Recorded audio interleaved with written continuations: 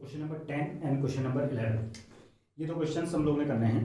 Question number 10 से start करते हैं। क्वेश्चन नंबर 10 में कहा गया है कि एक एक्सप्रेस ट्रेन है जो 1 आवर कम ले रही है पैसेंजर ट्रेन से टू ट्रैवल 132 किलोमीटर। मतलब जो डिस्टेंस है वो 132 किलोमीटर का डिस्टेंस है। ऑलराइट।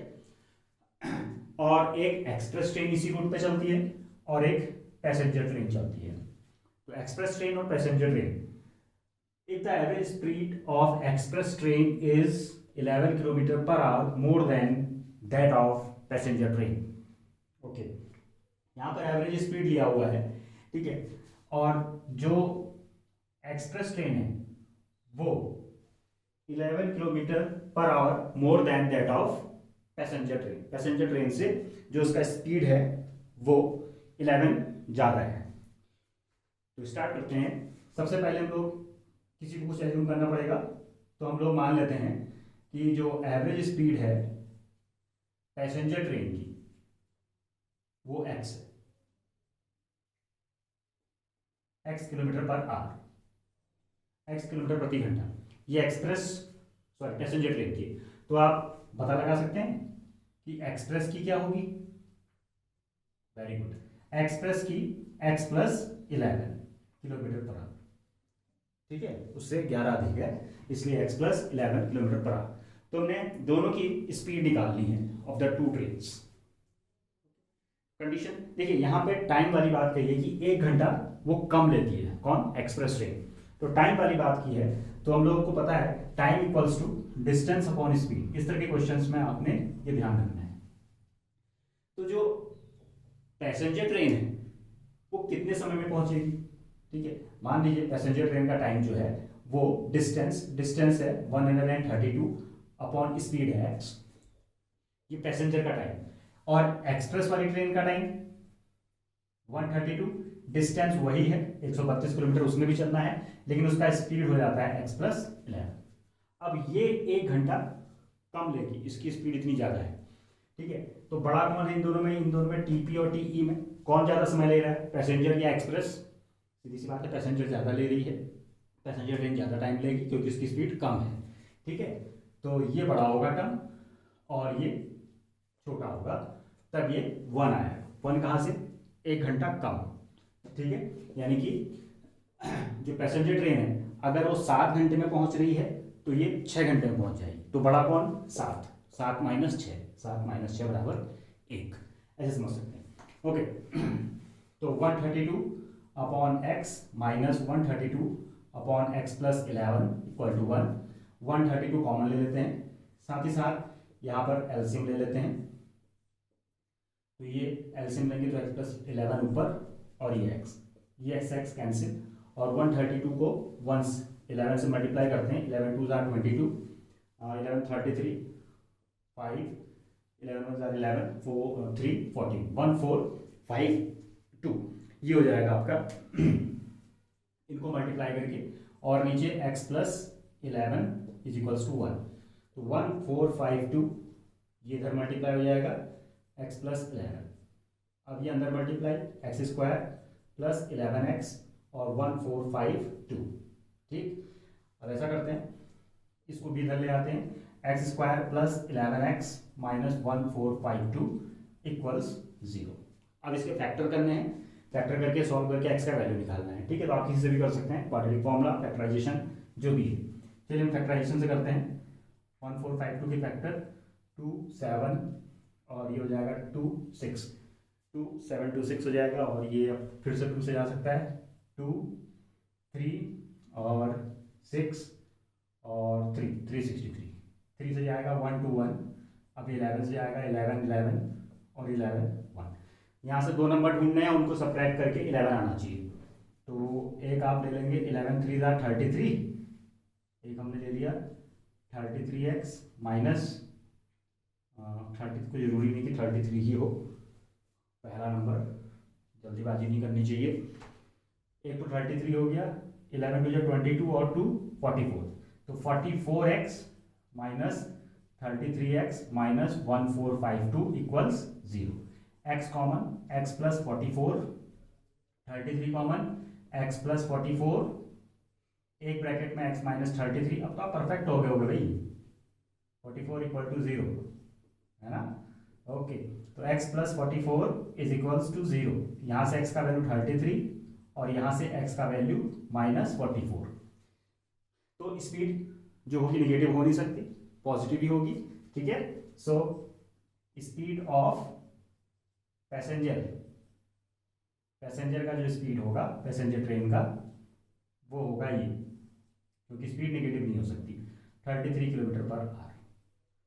तो एक्सप्रेस की क्या होगी स्पीड ऑफ एक्सप्रेस ट्रेन कितनी है, x प्लस 11, उससे 11 अधिक, यानी कि 33 plus 11 equals 44 kilometre per hour. इस तरह के क्वेश्चंस आप पहले भी कर चुके हैं, ठीक है। और ये दोनों ही क्वेश्चन 10th और 11th इंपॉर्टेंट है। क्वाड्रेटिक इक्वेशन की 4.3 एक्सरसाइज, जिसमें ये जो वर्ड प्रॉब्लम्स है ये बहुत इंपॉर्टेंट है। ये बोर्ड एग्जामिनेशन में जरूर पूछे जाते हैं, एक क्वेश्चन जरूर पूछा जाता है इसमें से या लीनियर इक्वेशन में से। तो इसमें एक ही एक्सरसाइज है 4.3, इसमें वर्ड प्रॉब्लम है, जस्ट नोट डाउन।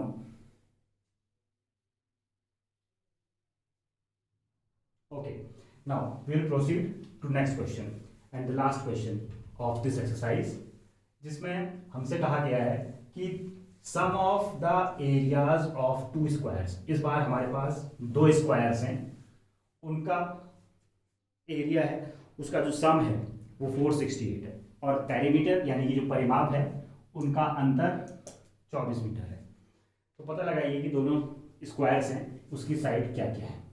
तो एक स्क्वायर ये है, एक स्क्वायर ये है, मान लेते हैं इसकी साइड x है, इसकी साइड y है, ठीक है।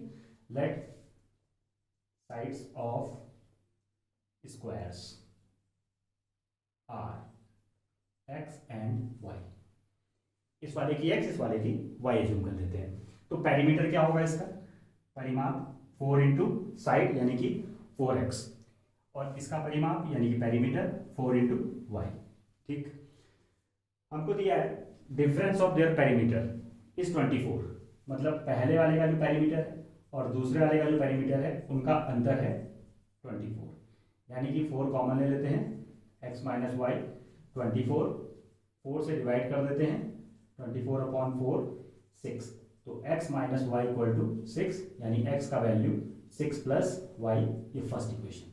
अब ये काम आएगी हमें आगे ना। उसके बाद हमसे कुछ कहा गया है कि areas of the two square is 468, मतलब इसका जो क्षेत्रफल होगा वो एक्स स्क्वायर और इसका जो क्षेत्रफल यानी एरिया होगा वो वाई स्क्वायर होगा। अब इन दोनों का जो सम है x square plus y square, इन दोनों का सम यानी कि योग, वो दिया हुआ है 468।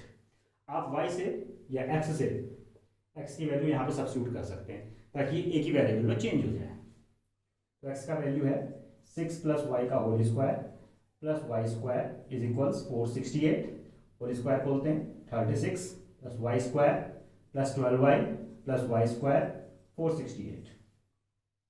थोड़ा और सॉल्व करते हैं, वाई स्क्वायर हो गया 2y स्क्वायर, 12y ऐसे ही रहा, और ये 468 इस तरफ आ जाएगा, 36 माइनस 468 इक्वल टू 0। थोड़ा और सॉल्व करते हैं, 12y ये प्लस 36, और ये सब्ट्रैक्ट करेंगे तो माइनस में आएगा, 468 में 36 हम लोग सब्ट्रैक्ट करेंगे तो ये बनेगा आपका 2 3 4 432 इक्वल टू 0। ये इक्वेशन बन गई। ये इक्वेशन अभी 2 से भी डिवाइड हो सकती है, तो डिवाइड कर देते हैं 2 से डिवाइड करेंगे तो ये y square plus 6y minus 216 equal to 0, अभी 0 हो गई। अब 216 के फैक्टर करते हैं और फैक्टर करने के बाद फिर सॉल्व करेंगे, ठीक है। फैक्टराइजेशन का काम मैंने आपके ऊपर छोड़ दिया, मैं इसको डायरेक्ट कर रहा हूँ। 216 equal to 0, y common y plus 18 minus 12 common y plus 18 equals to 0। एक ब्रैकेट में y प्लस 18 और दूसरे ब्रैकेट में y माइनस 12 इक्वल टू 0। यहाँ से दोनों को अलग अलग कर देते हैं, ये y का वैल्यू आ गया माइनस 18 और यहाँ y का वैल्यू आ गया 12। जो साइड है, साइड नेगेटिव में नहीं हो सकती, पॉजिटिव में ही होगी, तो y इक्वल टू 12 जो होगा इसका साइड होगा। So side of one square या फर्स्ट स्क्वायर जो भी आप लिखें is equals to 12 centimetre 12 metre, ठीक है। और मीटर ही होगा, सेंटीमीटर तो नहीं क्योंकि मीटर में ही दिया है। और side of second square other square वो कैसे निकालेंगे? यस वेरी गुड, यहाँ पर रखे जो कि x है y, x 6 प्लस y यानी कि 6 प्लस 12 इज इक्वल्स 18 मीटर।